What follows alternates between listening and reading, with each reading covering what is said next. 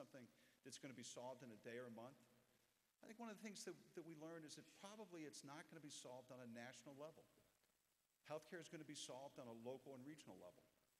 For companies like GE, we're going to invest $3 billion on technology that's going to drive cost, quality, and access.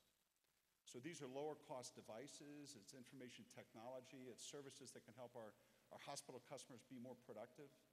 We're going to invest a lot of money to really try to drive healthcare costs down, quality up, and access up. And I think in many ways, Montana could be a leader in this space as we look forward in the future. At the same time, we spend $3 billion on employee healthcare cost. I can't delegate that to insurance companies anymore. IBM can't, Microsoft can't. And you're going to see companies that are just become more and more active in the whole healthcare space. And I actually think consortiums of companies with local governments is where healthcare is going to go. It's a very regional business. Today in Cincinnati, we've got the biggest employers that have formed a consortium. We're going to drive common standards of care for our employees. We're going to try to get 10% of the provider cost out of healthcare. These experiments, I think, are what have to be happening in the healthcare space today. So point number 3 for Montana is, as local citizens in this state, you should try to take control of your own energy and healthcare future. Drive experiments, become good at it, become well known for it. There's no reason why Montana, with all your rural healthcare and access, couldn't be the country's best practice for something like rural access and healthcare.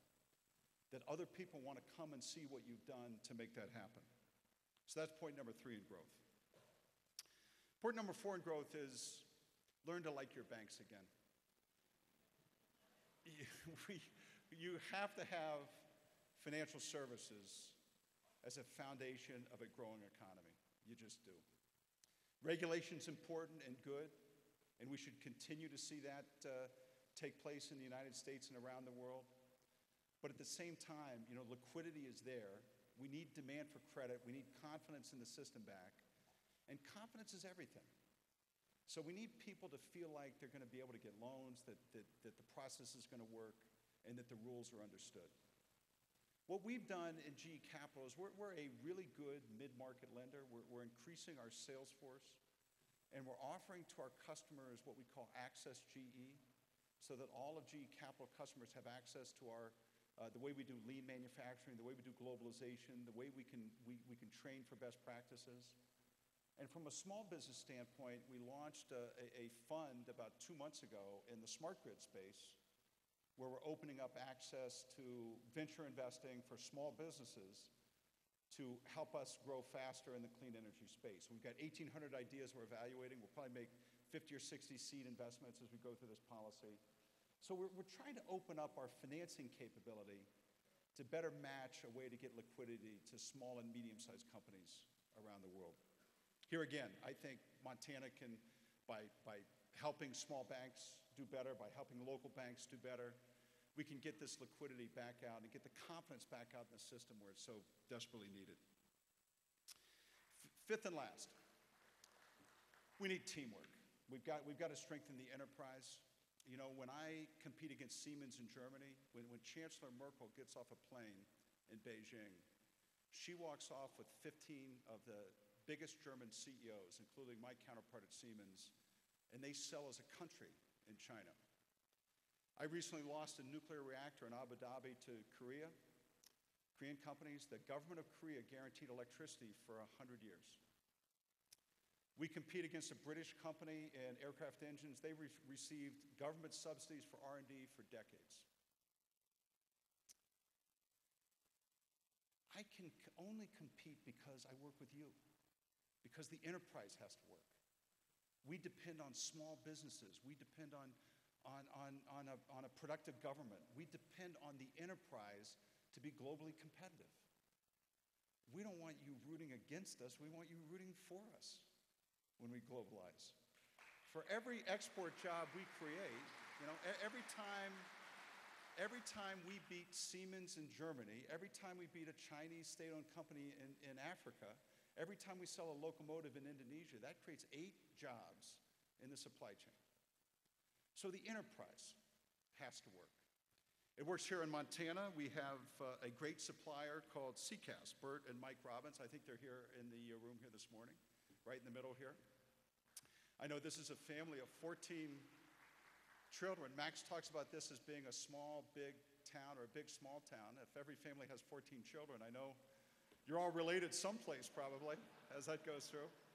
But these guys and their company located here in Montana are going to make high-tech precision forgings for our jet engines. They're going to go, 80% of which are going to go around the world.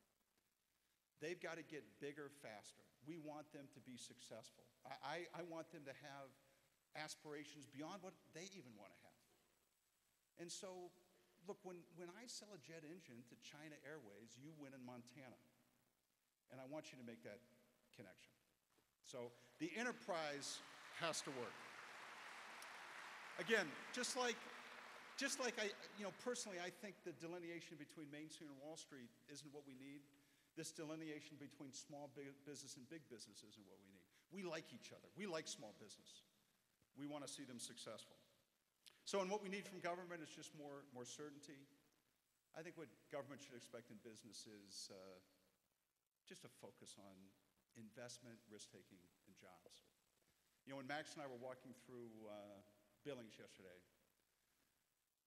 the impression that I have is these people love their job. They love their job. You know, they like being there, and you know what, it's all, jobs count. You know, jobs count. If unemployment was 5%, you'd like big business better than you do today. At 10%, you don't like us so much. Same way with government. So somehow we got to get back to a focus on economic growth and job creation, business and government working together, and just these, I don't blame people in this room and your colleagues around the country for being angry, but anger is not a strategy. Anger doesn't create growth. Only optimism creates growth. That's what you have to keep in mind. So look, for me, it's all about innovation. We are going to be a huge exporter, and we're going to be a great manufacturer. We are dedicated to clean energy and affordable health care as a company. We are dedicated to financial services in a way that can help support economic growth, and we believe in teamwork in the enterprise. I think if I bring it back to Montana and what you're seeing here today, it's important that you elect people that reach out to business and like to create jobs. You know, the fact of the matter is that, you know, I don't know how many years you've known Max Bacchus, how many years he's been a servant for you. He's in a van traveling the state with ambassadors to sell the state, right? That means something to, you know, look, when I get off the plane and people want me here, shit, that counts, right? It doesn't happen. It doesn't happen everywhere, you know? Half of getting stuff done is wanting to get stuff done. So replicate what works. You know, in other words, be smart about what works in your state. You know, CCAST has a play that can work. G Capital and Billings has a play that can work. There's no reason why those have to be isolated events. They could be happening 10, 15, 20. This could be the best state for business process outsourcing in the world. You should benchmark yourself against Bangalore or someplace like that and say, you know what, we can do it better. Lower turnover, better people, et cetera, et cetera. Leverage your schools. Schools count. Montana Tech counts. You know, Silicon Valley got created because of Stanford. That's really why Silicon Valley exists. Schools count, so leverage your schools. Experiment in healthcare. Use your state as a powerful force in healthcare and energy. And just think about that enterprise. Teamwork. It's time for people to really want to work together again. I think it's always be the contrarian today. Everybody's mad, be happy. You know, that's the way to go. I'll just end by, and then I want to take questions, but you know, what I say when I'm in front of GE people is, look, if you go to bed at night dreaming that the world is going to be like it was in the bubble of 1998, or like it was in the bubble of 2007, you're going to wake up tomorrow unhappy, right? You just are. If you kind of say, you know what, this is what it is. You know, we live in the world we live in, and there's got challenges and opportunities, but you know, it could be just like it is this day, September, whatever, 13th.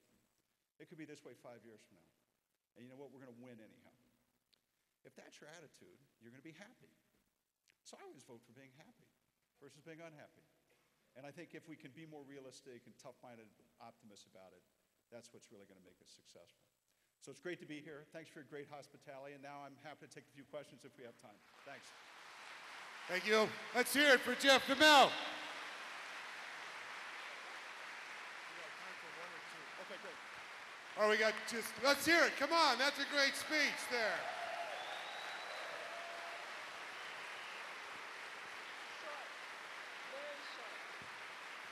All right, we have time for one, maybe two questions if they're quick. Liz, out to you. Anybody have a question for Mr. Imelt? I do. Jeff, this is Anna Chaco. I don't know if you can see me in the dark, but hello from 20 years ago. The question I have is, you've got a tiny section of your company called Medcyclopedia. I don't know if you know about it, but it is absolutely fantastic. Given the fact that we have so much computing power available, I think that Montana, particularly Butte, would be a great place to have it grow so that we could export education about medicine and healthcare to the rest of the world. So this is not really a question, it's a suggestion. Well, you know, Anna, when I was running our healthcare business in the mid-90s, and I wanted to get in the healthcare information technology business, Anna kind of helped lead me to acquire a very small, it had actually been spun out by DARPA in healthcare information technology, actually what was called picture archiving, 1997 maybe.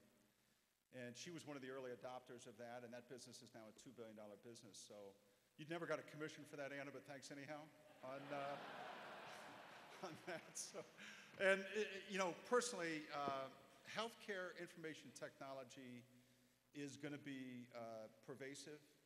We are only at the very beginning. You know, I would say that mainly healthcare information technology isn't being well used yet. And it's going to be better used in the future. And that's why I say to you, really, the ideas that should have resonance with this audience are, take all the hospitals in Billings, go to Montana Tech, get some computer science majors, or someplace in one of the schools in Montana.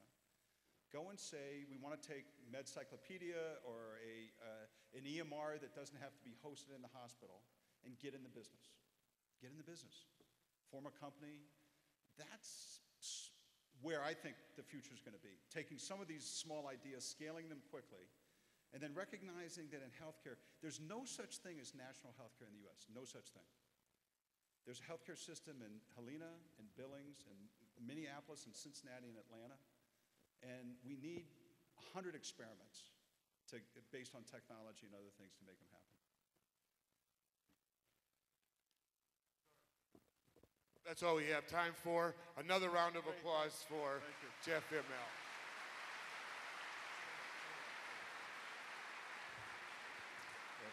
Thank you, Jeff, so very, very much. Yesterday, I was driving through the campus and he saw the tech mascot, and he says, "That's the best mascot I've ever seen, the Ore Diggers." So we went out and we got Jeff a nice Ore Diggers t-shirt that you can wear. Great. And this, let me tell you more. Jeff was a former Dartmouth football player. You could tell looking at him, he played a lot of football. He gets up early in the morning, gets up at 5 o'clock every morning to work out, and so Jeff, we've got your workout shirt for you right here. Thanks, Jeff. Thank you very much. Thanks, thank you.